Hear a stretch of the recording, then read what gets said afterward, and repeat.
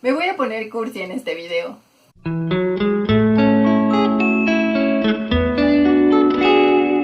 Aloha, soy Carla y esto es Burbuja de Letras.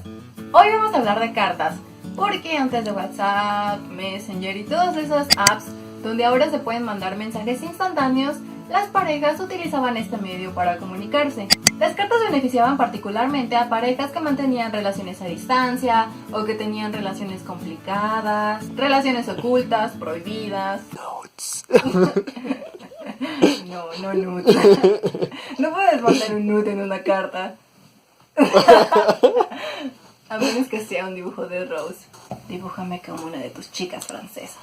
Y precisamente son este tipo de relaciones complicadas las que retomaremos en este video, donde vamos a tomar pequeños fragmentos de cartas de personajes famosos en la historia y de escritores, obviamente, que escribieron a sus amadas.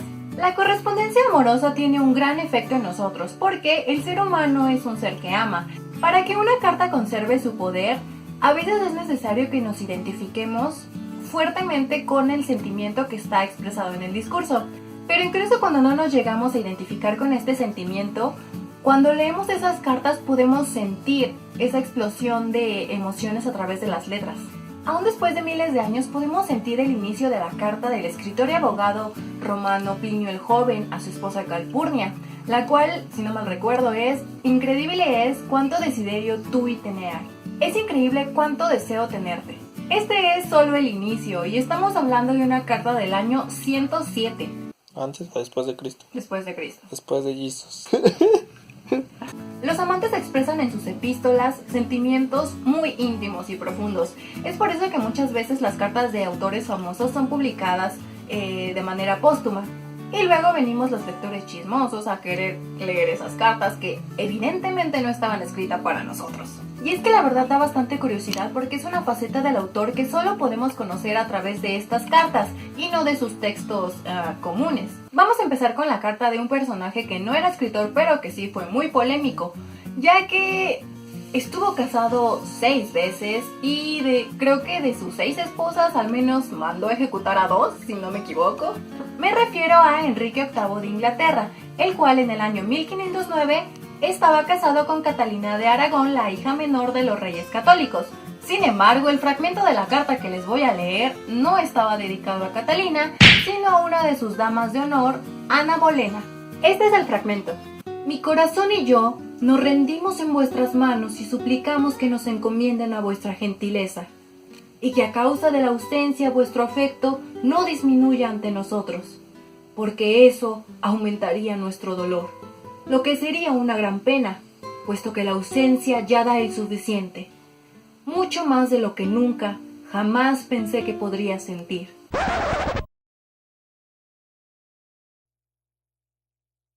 Bien intenso, ¿no? Pues esta relación no terminó muy bien que digamos. Enrique VIII le pidió a Papa, a Papa.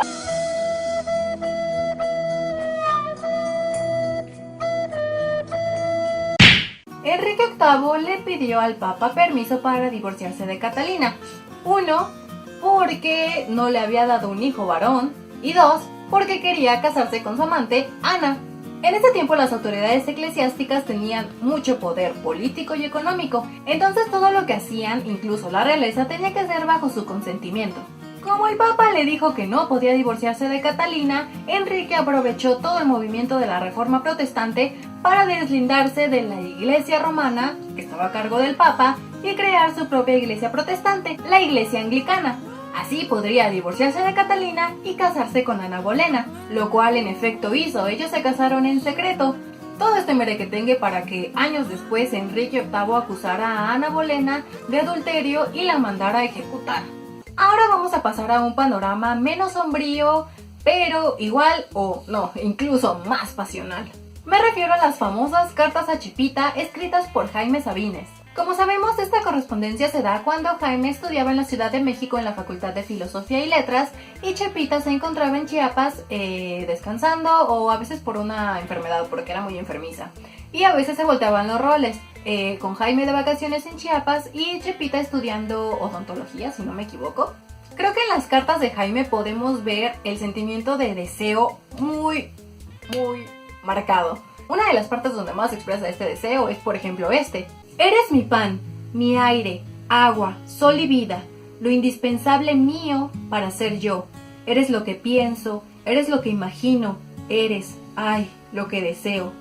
El anhelo y la sed y el hambre de tu cuerpo, el anhelo y la sed y el hambre de tu alma. Pero deseo no es el único sentimiento que podemos encontrar en las cartas de Jaime. También se manifiestan, por ejemplo, el enojo. Esto ocurría cuando Chepita no le contestaba sus cartas, o tardaba mucho en escribirle, o no le contaba cosas que hacía, bla bla bla. A más tardar el viernes 9, debía haber tenido respuesta. Yo no voy a pelear contigo. Si los amores de lejos son de... El estarse peleando por carta es el sumum de la estupidez. Simplemente voy a dejarte de escribir.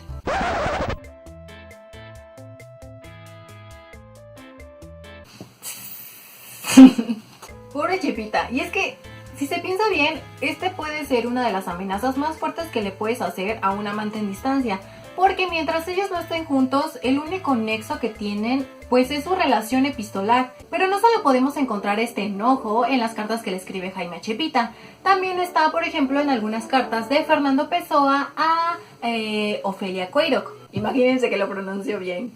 Fernando Pessoa fue uno de los escritores portugueses más importantes del siglo XX. Según se dice, Ofelia fue como el único amor que tuvo Fernando. Él la conoció cuando ella trabajaba en un negocio que tenían sus primos. En ese tiempo Ofelia tenía 19 años y él tenía 31. Es muy curioso cómo se inició su correspondencia. Ofelia cuenta que ella ya había notado pues que Fernando tenía cierto interés en ella y que había miradas y así. Entonces dice que un día Fernando le dejó una nota en su escritorio pidiéndole que se quedara un rato después del trabajo.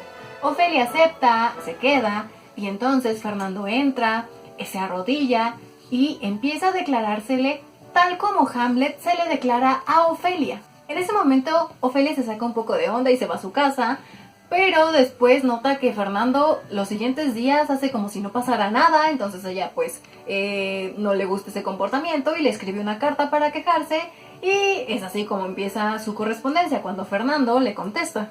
Como podemos ver, ellos no eran amantes a distancia, pero a pesar de que, o sea, como que convivían en un mismo círculo, mantuvieron esta relación epistolar. Lamentablemente su relación solo duró 9 meses. Se sabe que este escritor tuvo al menos 81 personalidades distintas, las cuales se manifiestan en sus textos.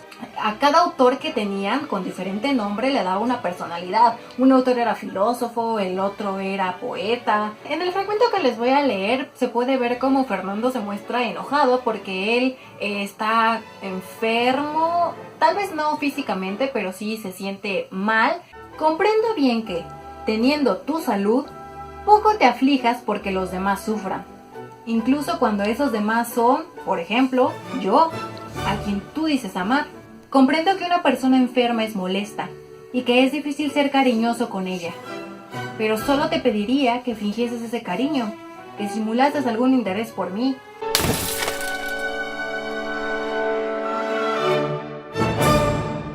A veces los escritores, cuando estaban en estas relaciones epistolares, se encontraban completamente solos. Es interesante ver cómo todos estos enamorados evocan a la figura de su pareja, ya sea, o sea, cuando escriben hablan como de sus gustos, de cómo es ella físicamente, de sus lugares que tienen en común, y pareciera que cuando ellos están leyendo o escribiendo hay una especie como de encuentro en el que, o sea, se da este diálogo en ausencia. Esto pasó, por ejemplo, además de con nuestros demás escritores, con Juan Rulfo, el cual mantuvo una relación epistolar de 7 años con su novia Clara Aparicio. De hecho, en el año 5 de esta relación ellos se casaron, pero mientras Juan estuvo trabajando en una empresa en Guadalajara, completamente solo, no tenía ningún familiar ni nadie ahí, entonces prácticamente su única compañía era Clara. A Juan a veces le pesaba a Juan, ay, como si fuera mi cuate Juan. A don Juan. A Juan Rulfo a veces le pesaba tanto la soledad que le escribía este tipo de cosas a Clara. A veces imagino que hace ya tiempo que te casaste conmigo y que estás de vacaciones allá en tu casa y que pronto volverás y entonces ya no me separaré de ti. A veces pienso eso, así no me siento tan solo. A veces cuando leemos estas cartas pensamos que son como muy pasionales o demasiado intensas. Es que tenemos que pensar que si los amantes estaban separados, a veces los escritores tenían que expresar sus sentimientos de una manera hiperbólica, tenían que exagerarlos para que al menos les llegara una pequeña porción de ese amor que les tenían por medio de las letras. Podemos ver, por ejemplo, en El amante de distancia cómo se ve imposibilitado de demostrar sus sentimientos.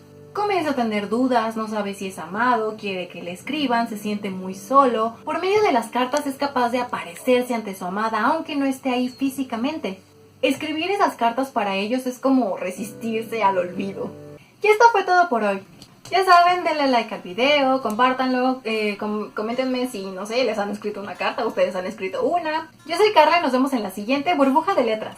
Me intento de guiñar el ojo.